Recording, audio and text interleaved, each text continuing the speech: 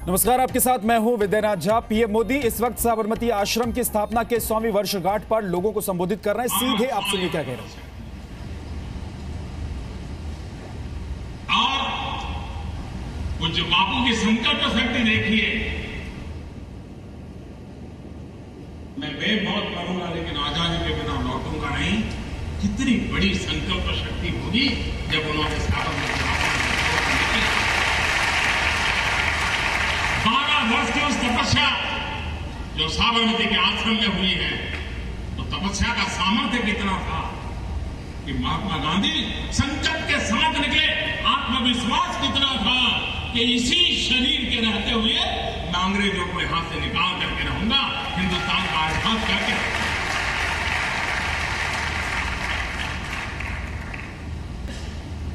2019 में हम पूज्य बापू के 150 वर्ष मनाएंगे।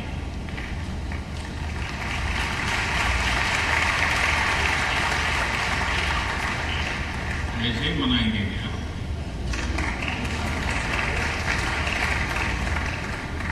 जी नहीं।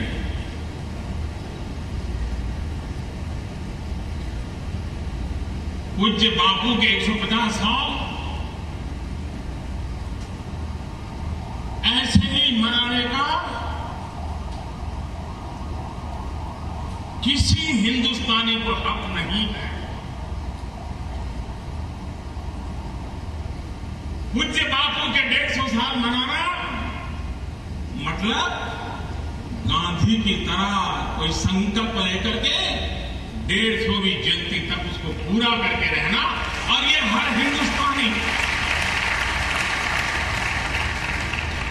अप्रतिम संकल्प शक्ति के धनी थे। वो हमारे भीतर भी वो संकल्प शक्ति हो, जिस संकल्प शक्ति को लेकर के हम भी निकल पड़े आज से। और जब गांधी के 150 मनाएंगे तब हम उसको परिपूर्ण करके रहेंगे। ये हर हिंदुस्तानी के दिल में साबरमती आश्रम आजादी के आंदोलन का कलेवर जहां तैयार हुआ, पिंड तैयार हुआ, वहां से करते हुए आजाद हिंदुस्तान, पूज्य बापू के सपनों का हिंदुस्तान बनाने के लिए हम भी कुछ जिम्मेवारी निभा सकते हैं। साबरमती आश्रम की उनकी जितनी घटनाएं हैं, उन घटनाओं में कहीं न कहीं स्वच्छता की चर्चा पूर्वाड़ा साल प्रतिदिन रही है। स्वच्छता में वो कॉम्प्रोमाइज नहीं करते। ये स्वच्छता का अभियान 2019 तक हर हिंदुस्तानी का स्वभाव बनना चाहिए।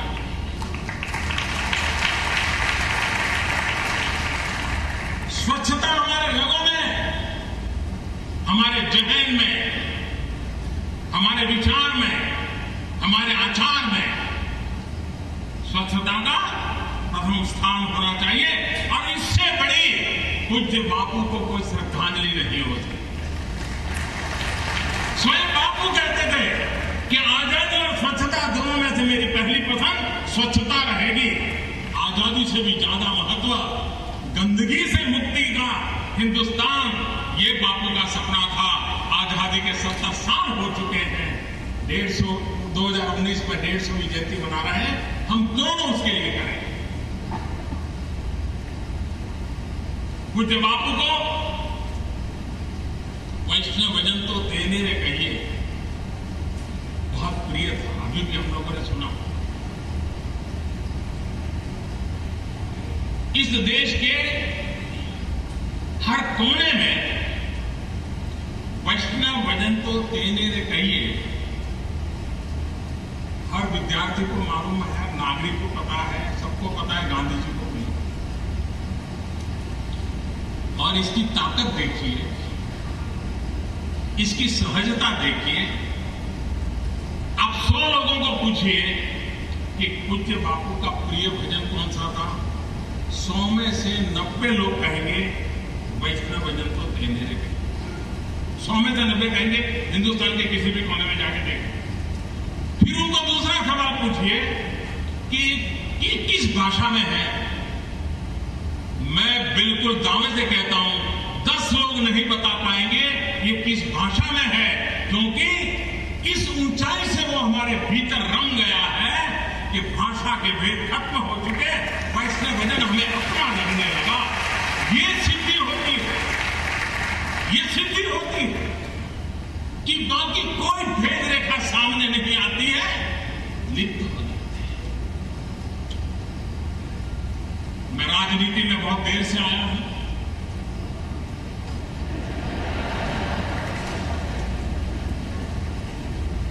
इन दिनों राकेश भाई जहां काम करते हैं उस धर्मपुर इलाके में कभी मुझे काम करने का सौभाग्य मिलता था।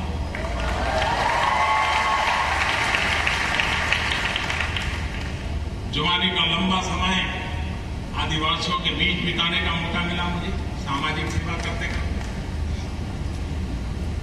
राजनीति में बड़ी देर से आया और आया था तब भी इस पटरी पर जाऊंगा ये कभी सोचा तक नहीं था। मैं संगठन के लिए समर्पित था, संगठन के लिए काम करता था, और तब मैं भारतीय जनता पार्टी के कार्यकर्ताओं को प्रशिक्षित करते समय एक बात बताता था। मैं कहता था वैष्णवजन तो तेने रे कहिए, 400 साल पहले नरसिंह मेहता ने लिखा है। आज जितने भी पॉलिटिकल लीडर हैं, जितने भी जनप्रतिनिधि हैं, एक काम करें, वैष्णवजन तो तेने रे कहिए, जे पीड़ पराई जाने रे। यहां पर वैष्णवजन शब्द निकाल करके लोक प्रतिनिधि तो तेने रे कहिए, जे पीड़ पराई जाने रे।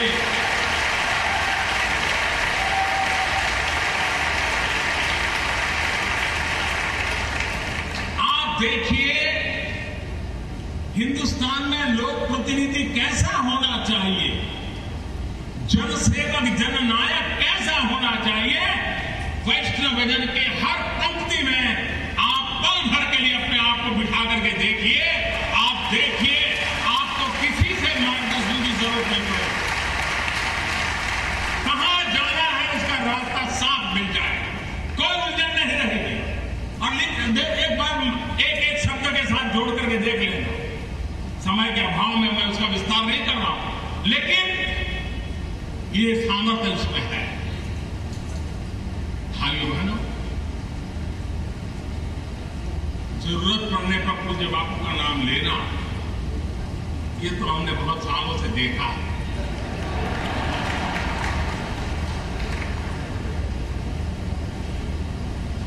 और कब बापू को भुला देना, ये चतुराई भी हमने भली भांति देखी है। आज मैं जब साबरमती आश्रम में आया, श्रीमद राजचंद्र जी की तपस्या, उनका ध्यान, उनके स्वानुभव से निकली हुई एक एक बात, उसका जब हम स्मरण कर रहे हैं, तब साबरमती आश्रम की शताब्दी मना रहे हैं, तब मैं देशवासियों से एक विषय पर गंभीरता से कोई बात आज करना चाहता हूं। इससे बड़ा कोई पवित्र स्थान नहीं हो सकता है इस बात बताने के लिए। श्रीमद राजचंद्र जी के 150 साल हो, साबरमती आश्रम की शताब्दी हो, 2019 में गांधी के 150 मनाने का तैयारी हो, इससे उत्तम अवसर मेरे मन की इस बात करने के लिए शायद कोई नहीं हो सकता। मैं देश के वर्तमान माहौल की ओर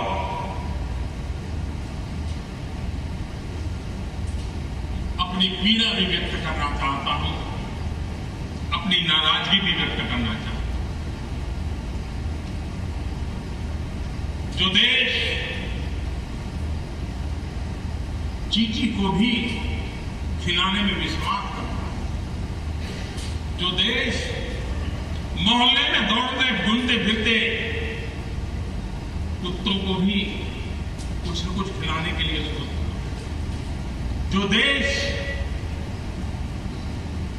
सुबह उठ करके नदी के तट पे, तालाब के तट पे जाकर के मछलियों को खिलाने के लिए परंपरा रखता है,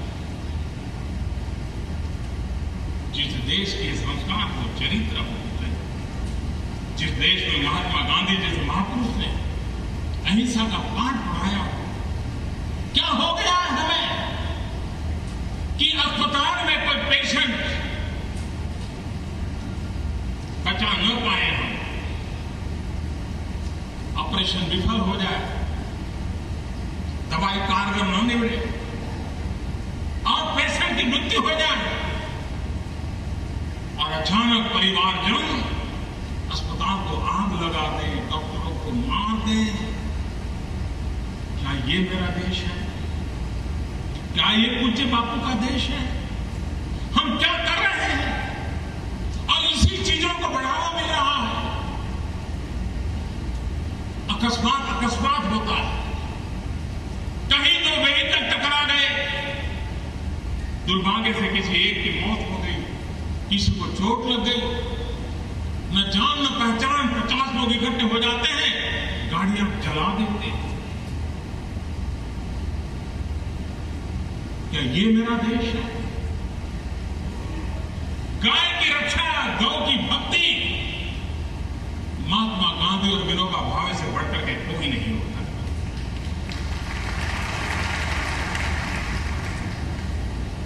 अगर गाय की भक्ति करनी है, गाय की रक्षा करनी है, तो गांधी जी ने और विनोबा जी ने हमें उत्तम राह दिखाई। उसी रास्ते पर देश को चलना ही पड़ेगा, उसी में देश का कल्याण।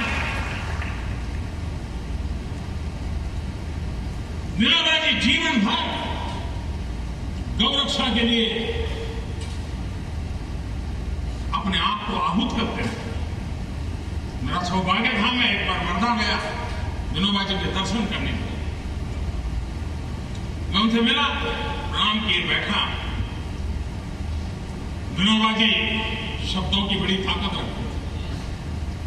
मैं बैठा, परिचय हुआ, मेरे सामने देखा, फिर मुझे कह रहे मर जाओ मर जाओ।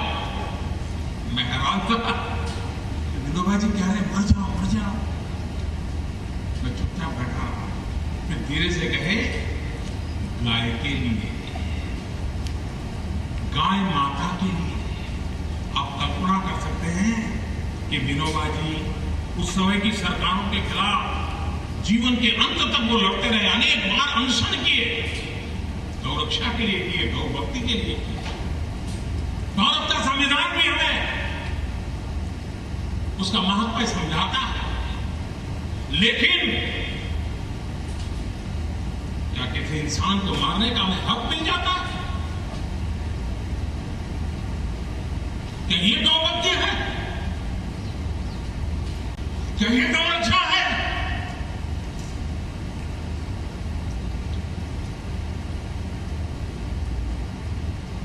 पूज्य बापू का रास्ता ये नहीं हो सकता।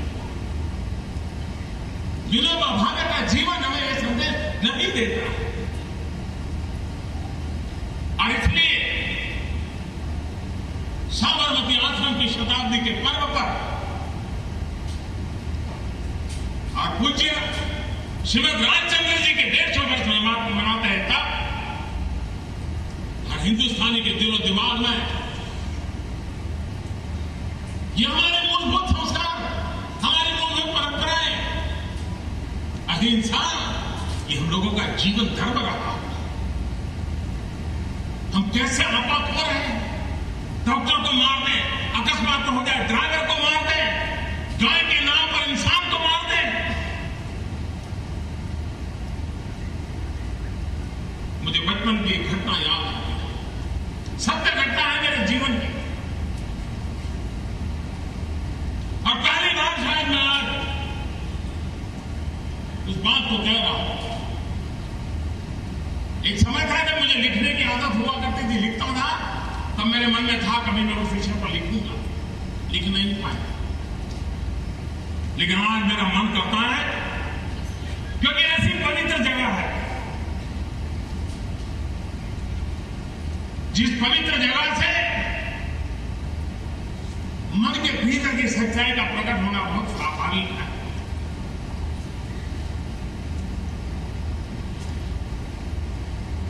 मैं बालक था, मेरे गांव में मेरा घर एक ऐसी छोटी सी सांकड़ी गलियारी में है, तो वहां पर बिल्कुल पुराने जैसे जमाने के गांव रहते हैं वैसा ही सटे हुए घर है। हमारे घर के ही नजदीक में सामने की तरफ एक परिवार था जो इमारत में कड़िया का काम करता था, मैशंस का काम करता था। एक प्रकार से मजदूरी जैसा काम था। उस परिवार में संतान नहीं था। उनकी शादी के कई वर्ष हो गए लेकिन उनको संतान नहीं। परिवार में भी एक तनाव रहता था, उनके घर में संतान नहीं है। उनकी बड़ी धार्मिक प्रवृत्ति के व्यक्ति भी थे।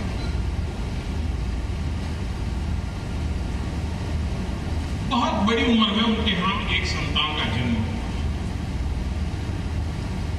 तो संतान बड़ा हो रहा था। अब छोटी सांकड़ी गली थी।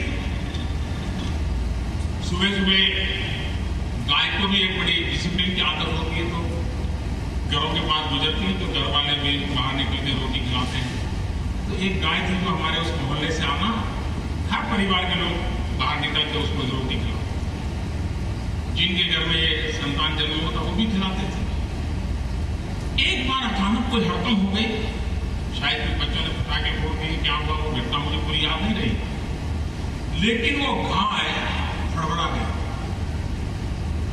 और दौड़ते दौड़ते स्थिति ये बनी, वो जो बच्चा उनका मुश्किल से 3, 4, 5 साल का हुआ था, वो भी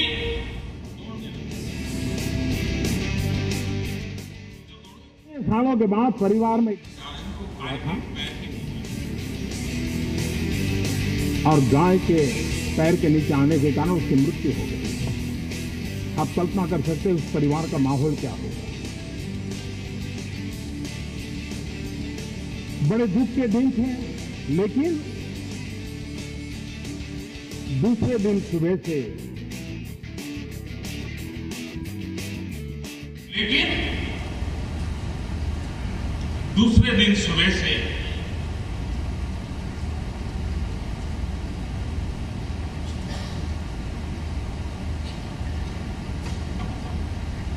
ये दृश्य मैं भूल नहीं सकता। दूसरे दिन सुबह ही वो गाय उनके घर के सामने आके खड़ी हो। किसी भी घर के सामने जाके रोटी नहीं खाई। वो परिवार भी उसको रोटी खिलाता था, नहीं खाई।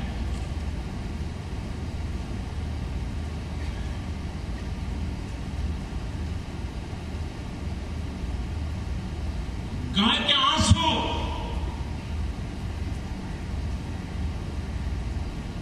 एक दिन, 2 दिन, 5 दिन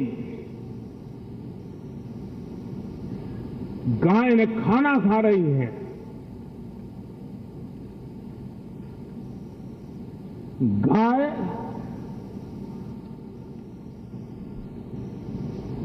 न पानी पी रही है,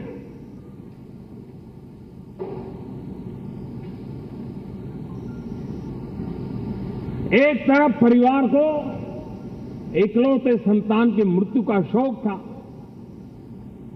पूरे मोहल्ले में एक दुख का वातावरण था। गांव में एक परिवार का वातावरण होता है, लेकिन गाय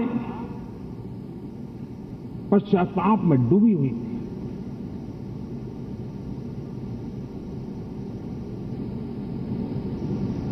कई दिनों तक उसने कुछ नहीं खाया, कुछ नहीं पिया।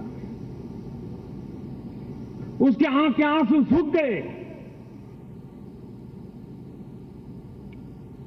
सारे मोहल्ले के लोग, उस परिवार के लोग भी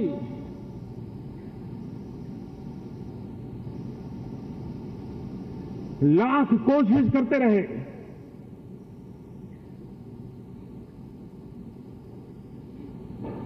लेकिन गाय ने अपना संकल्प नहीं छोड़ा और उस संतान, उस बालक की मृत्यु अपने पैर के नीचे हुई है, इसे पीड़ा के मात्र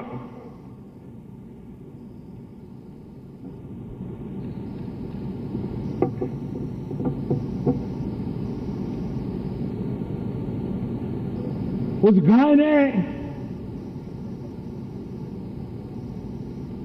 अपना शरीर छोड़ दिया।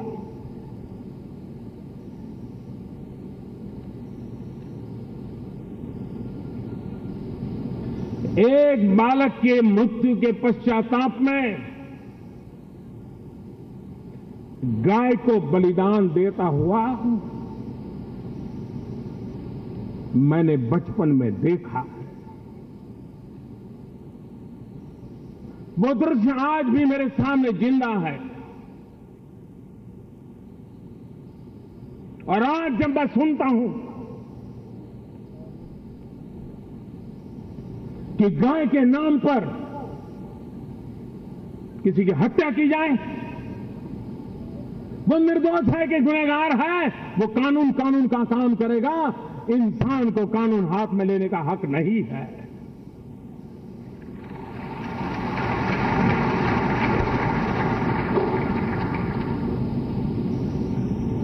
साबरमती आश्रम की शताब्दी मनाते हो, गांधी जी और विनोबा जी जैसे गाय के लिए समर्पित जीवन हमारे सामने दृष्टांत हो।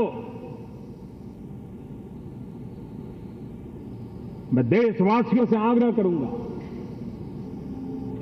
हिंसा समस्याओं का समाधान नहीं है।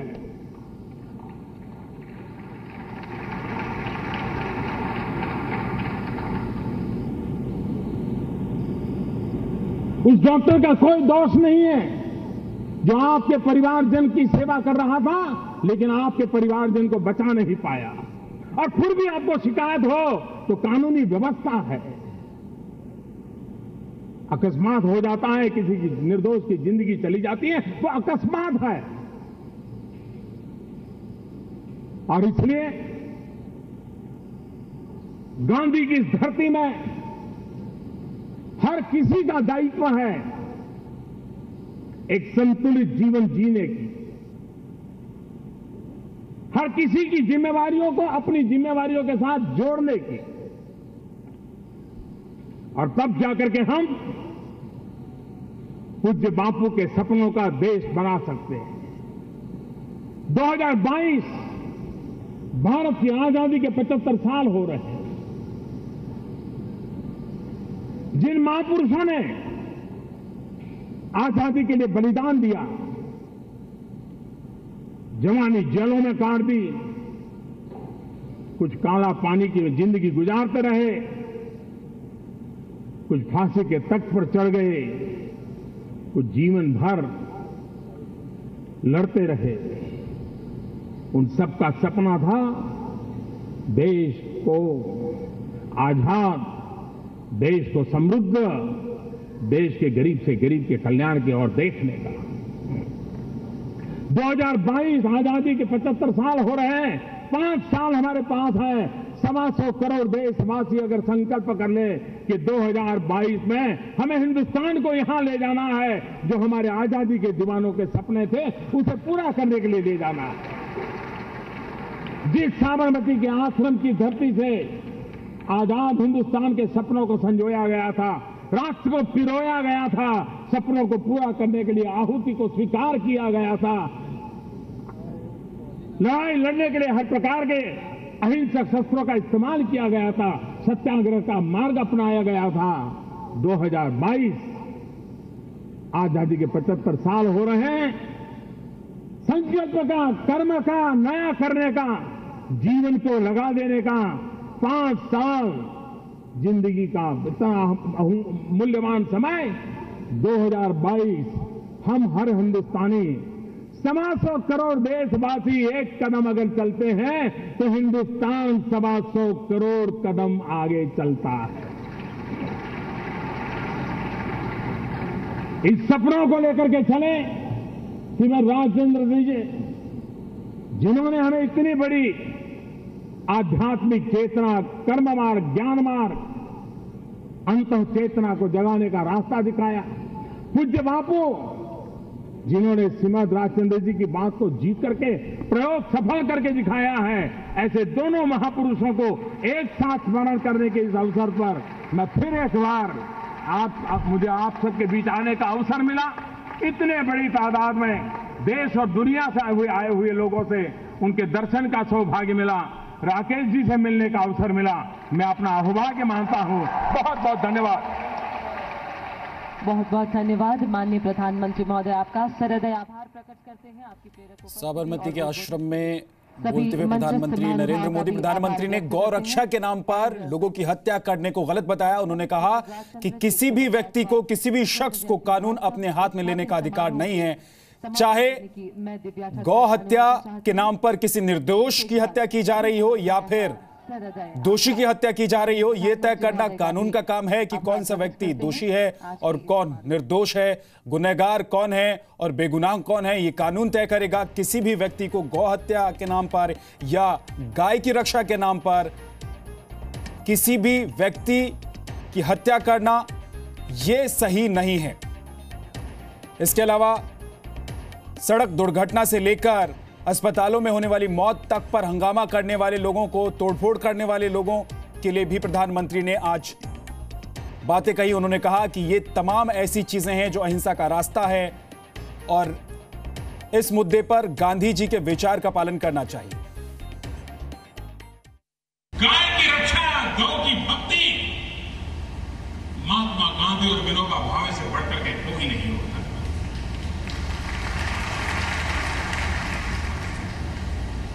अगर गाय की भक्ति करनी है, गाय की रक्षा करनी है, तो गांधी जी ने और विनोबा जी ने हमें उत्तम राह दिखाई। उसी रास्ते पर देश को चलना ही पड़ेगा, उसी में देश का कल्याण। विनोबा जी जीवन भर गौ रक्षा के लिए अपने आप को आहूत करते हैं। मेरा सौभाग्य था, मैं एक बार वर्धा गया विनोबा जी के दर्शन करने के लिए। मैं उनसे मिला, प्रणाम किए, बैठा। विनोबा जी शब्दों की बड़ी ताकत रखते थे। मैं बैठा, परिचय हुआ, मेरे सामने देखा, फिर मुझे कह रहे मर जाओ मर जाओ। मैं हैरान था, विनोबा जी कह रहे मर जाओ मर जाओ। मैं चुपचाप बैठा रहा, फिर धीरे से कहे गाय के लिए, गाय माता के लिए।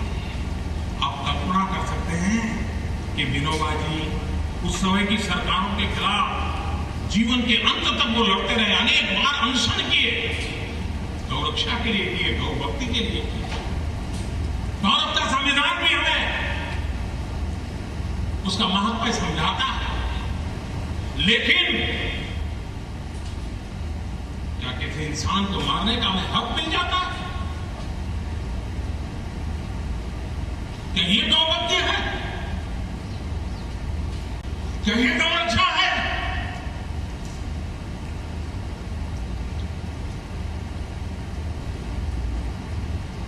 पूज्य बापू का रास्ता ये नहीं हो सकता। विनोबा भावे का जीवन हमें यह संदेश नहीं देता। और इसलिए साबरमती आश्रम की शताब्दी के पर्व पर और पूज्य श्रीमद राजचंद्र जी के 150 वर्ष मनाते हैं, तब हर हिंदुस्तानी के दिलो दिमाग में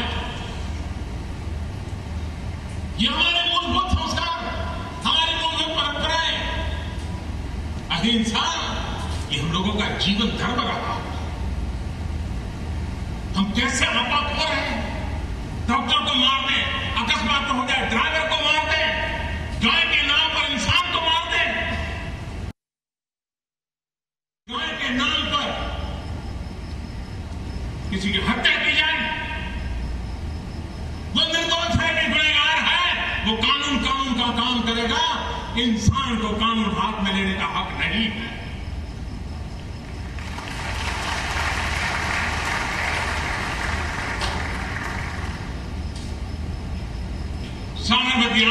शताब्दी मनाते हो, गांधी जी और विनोबा जी जैसे गाय के लिए समर्पित जीवन हमारे सामने दृष्टांत हो। मैं देशवासियों से आग्रह करूं, हिंसा समस्याओं का समाधान नहीं है।